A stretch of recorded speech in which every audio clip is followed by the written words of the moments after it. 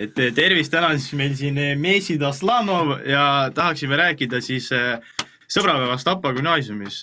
Nimelt, siis 14. veebruari varahommikul kogunesid õpilased ümber Tapa gümnaasiumi teatud põhjusega, et teha koolile kalli. Ja selle mõttega tulid esile siis Tapa õpilasesinduse liikmed. Ja nüüd ma tahaksin sinu käest teada, kuidas siis rahul jäid sihukese asjaga? No, mina ütleks, et mulle väga meeldis. Meeldis, jah? Jaa, sest et sellist asja ei ole varem tehtud. Ja see oli väga põnev, sihuke uudne asi. Põnevusi täis. Nii, ja kas sa arvaksid, et sellest võiks saada meie kooli traditsioon? Jaa, ma arvan, et see oleks väga vahva, sest et igal aastal oleksid uued õpilased ja siis näevad, kuidas meie koolis elu käib. Ja tore üksteiselt käest kinni hoida. Ja... No, muidugi. Ja eriti põnevaks tegi veel asja see, et kõik jäädvustati drooniga ja on võimalik ka hiljem siis järel vaadata netikeskkonnast YouTube'ist. Jah. Ja siinkohal me nüüd siis lõpetame. Aitäh!